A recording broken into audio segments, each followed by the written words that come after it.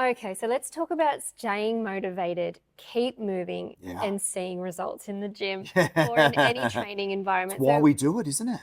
yeah, what causes progress to slow down or to stop during a workout Yeah. or during a training routine Yeah. Well, during a training routine or during a long-term goal, whatever it might be. or whatever? Yeah, okay. So I guess first and foremost, people need to break down why they want to do what they want to do. Okay, what's the underlying motive? What is that? And never lose sight of that goal. Okay, I'm a big fan of SMART goals: specific, measurable, achievable, realistic, and time based. Okay, but celebrating wins along the way. Okay, so you've got to set realistic goals, set realistic targets, have a realistic game plan on how you're going to meet them.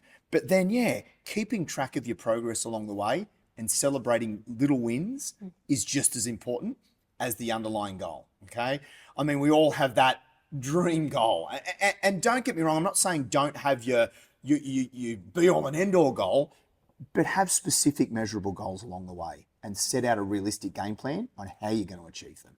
Okay, so that's helping us to stay motivated. Yeah. But what can slow down the progress or seeing results Yeah, during that? absolutely. The body, I mean, we've spoken about it in our other podcast, okay, about how the muscles grow. So basically, when we're training, we tear muscle fibers, all right? We need to lift weights in order to tear those muscle fibers. And the only way they repair is by rest and recovery.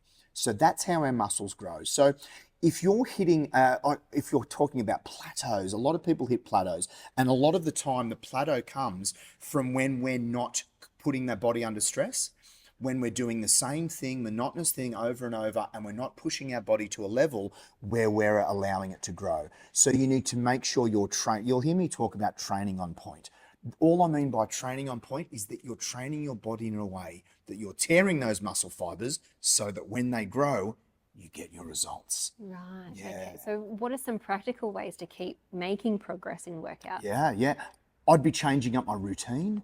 That's a big one. Making sure your routine, like, it's funny, you can do the same exercises every week for a year, okay, and get no results. But if you do those same exercises every week for a 12-month period, but you do different rep range, you do different amount of sets, you do different weights. If you're constantly doing those same exercises in a way that you're tearing muscle fibers, you're going to get a completely different result than if you just do the same amount of reps every week. I hear a lot of the time, I mean, people do rep sets of 10 and they do the same weight week in, week out. Your body won't grow with that. So you need to constantly be changing it. What we do in here, we go in and out of strength phases.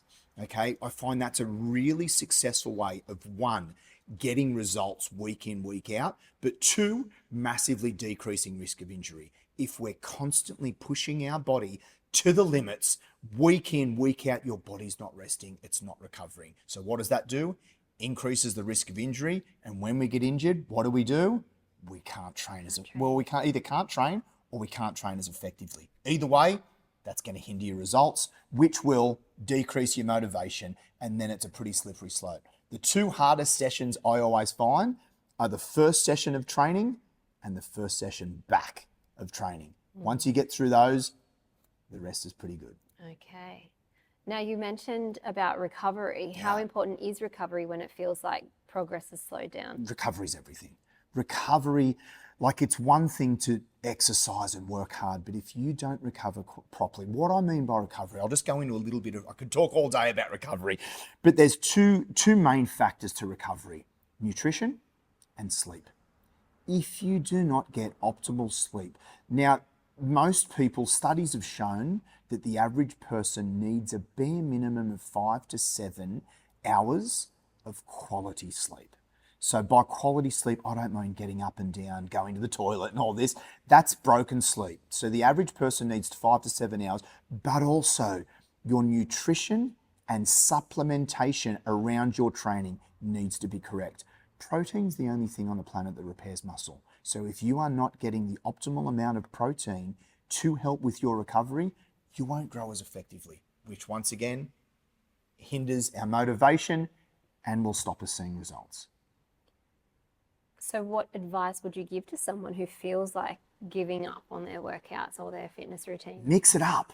Mix it up and get some advice. I mean, you probably saw it in my when I had the interview with Tom. We get a lot of people in here getting things off TikTok, YouTube, Facebook. If they're from a reputable source, it can be great, but a lot of the time they don't have to show their credentials on the TikTok account and their Facebook and whatnot. So mixing your routine up, but getting advice from a proper health professional, someone like, here at NZ Fitness, we do it all for our members. Our members just come in, they do the workouts, we do the program, we do the planning, we do everything for them, and that's why we see results. Finding a local gym that'll help you with that can massively help as well, because the community aspect's a big one too. Training with a buddy, training in a gym environment where you've got like-minded people. I don't say that lightly. Like-minded people to train with is a massive help. Training with a buddy, training with a group can massively help, and it can help you get the results as well. Awesome.